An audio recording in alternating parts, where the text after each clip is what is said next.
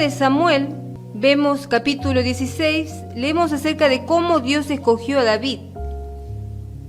Dios escogió a David, que fue un hombre comisionado por Dios, al igual que lo fue Saúl. Ambos fueron hombres comisionados por Dios. No eran cualquiera. Entonces vemos acá el contraste entre dos hombres, uno que se apresuró y uno que supo esperar el tiempo de Dios. Y es como hablar un poco de la soberanía de Dios, porque Él tiene el control de todas las cosas. No, muchas veces nosotros con nuestra propia fuerza queremos controlar el tiempo y lo que nos pasa, pero no se puede.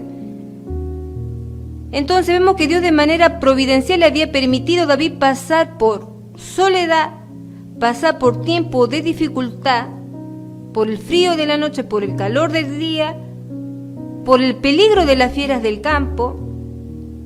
Pero ¿qué tenía que pasar? Él había sido ungido por Dios a través del profeta Samuel como el rey de Israel, pero su tiempo no era ya. Él tenía que pasar por todo un proceso de cautiverio, tenía que pasar persecución antes de llegar al momento, al día de. Tenía que conocer que Dios es fiel y poderoso. Cuando nosotros pasamos por procesos para conocer la fidelidad de Dios y que Él es fiel, porque Dios a nosotros ya nos conoce, nosotros tenemos que conocerlo a Dios, y que tenía un plan para su vida.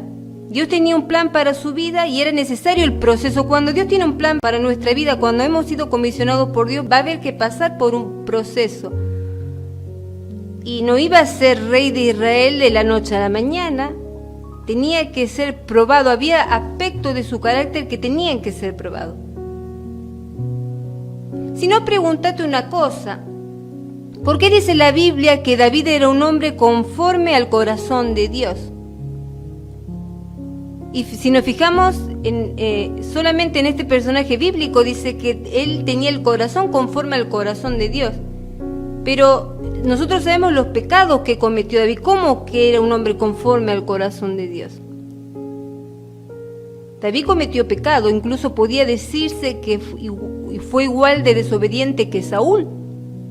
Y entonces, ¿cuál hubo la diferencia? Si Saúl pecó, David también pecó.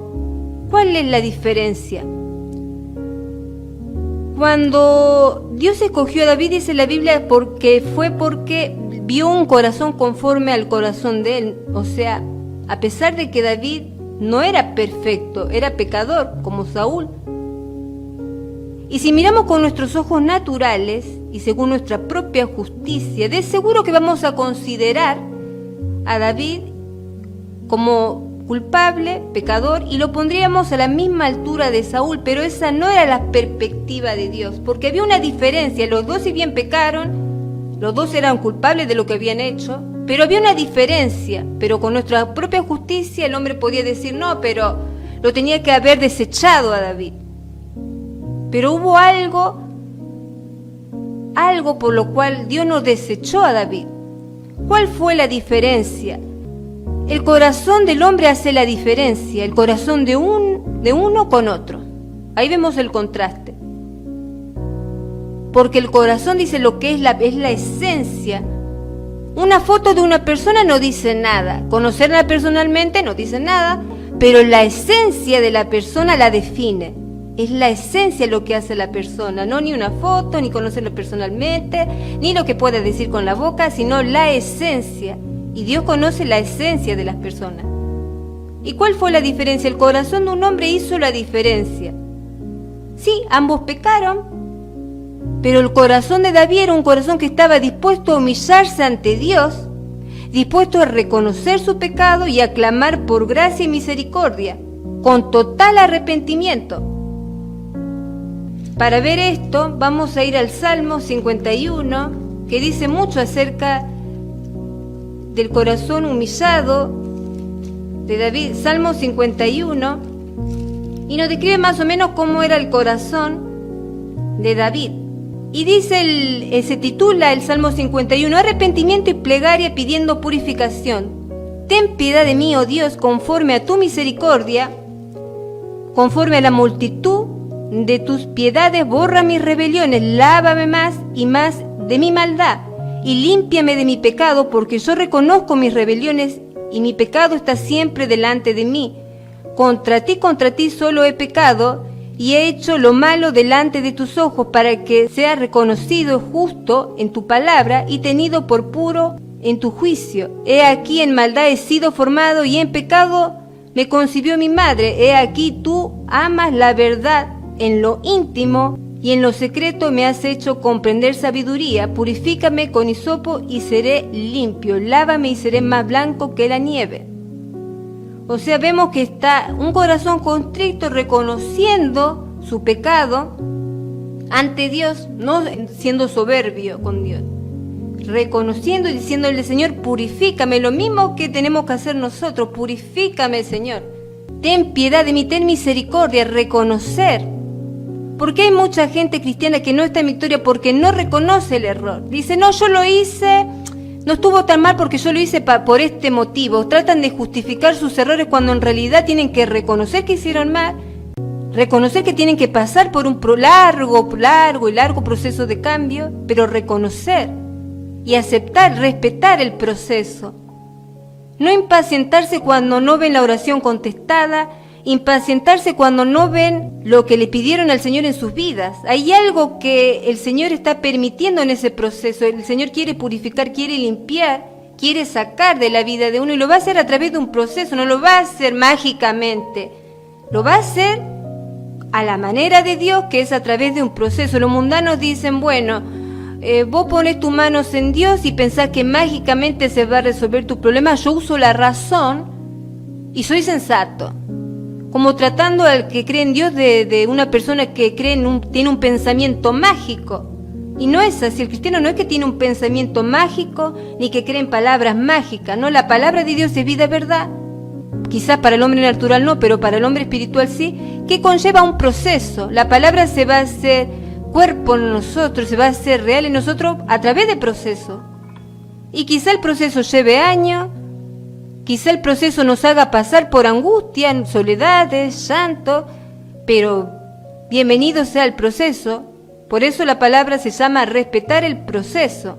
Respetando, no queriéndose salir del proceso, sino respetar. En cambio, si vemos el corazón de Saúl, era un corazón prepotente, arrogante y soberbio, que buscaba más ser honrado por los hombres, aunque Dios ya se había apartado de él. Él lo único que le interesaba es qué piensan los hombres de él, a ver cómo quedo con los demás, cómo queda mi imagen ante los demás. Ya no le importaba en absoluto estar bien con Dios, le interesaba más quedar bien con los hombres. Como le pasa a mucha gente que tiene ministerios, que muchas veces se descuida y se vuelca más al pueblo que a Dios, cuando en realidad Dios quiere que lo busquemos más a Él. Igual al cristiano que no tiene quizás un ministerio, pero que tiene el llamado a tener comunión con Dios, a tener una vida recta ante los ojos de Dios, a agradar a Dios, también le pasa lo mismo. Está más en el que dirán que buscar estar bien con Dios. Y vamos a ver el corazón de Saúl. Primera de Samuel 15, versículo 24 al 30. ¿Qué le dice Saúl al profeta Samuel? Entonces Saúl dijo a Samuel: yo he pecado, pues he quebrantado el mandamiento de Jehová y tus palabras, porque temía al pueblo y consentía la voz de ellos. Perdona pues ahora mi pecado y vuelve conmigo para que adore a Jehová.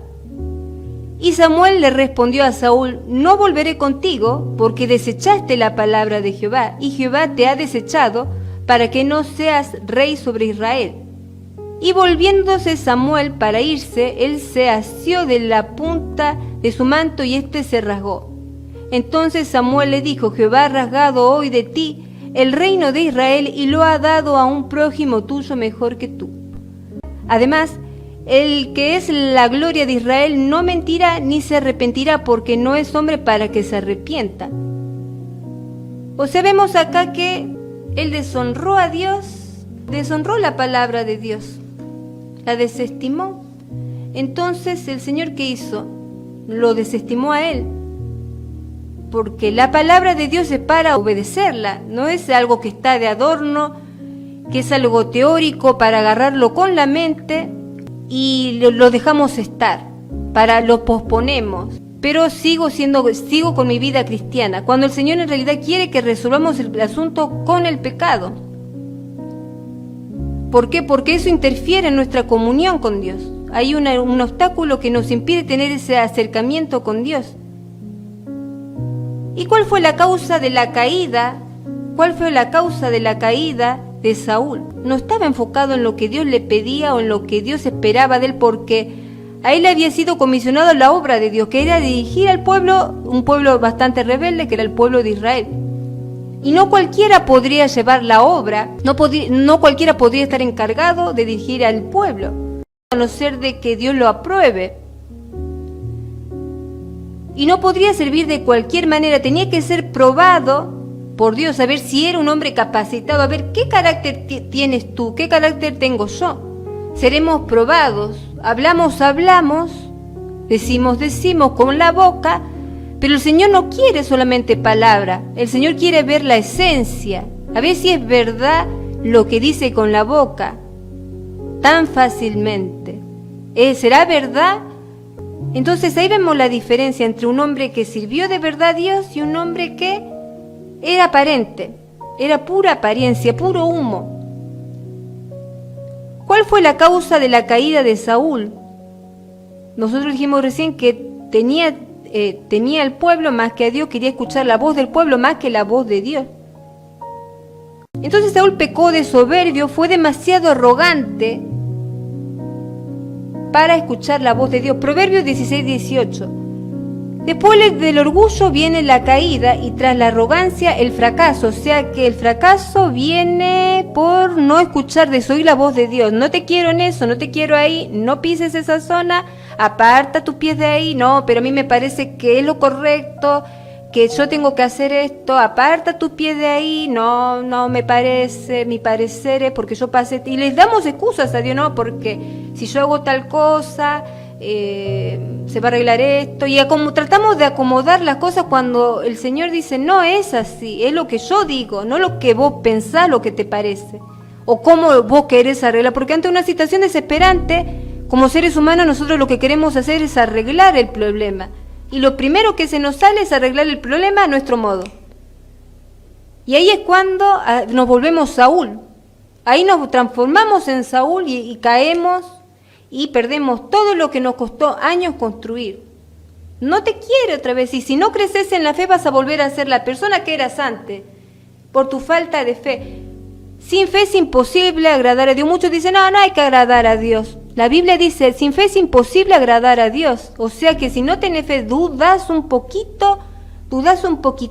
de lo que el Señor te dice en su palabra, ya desagradaste a Dios.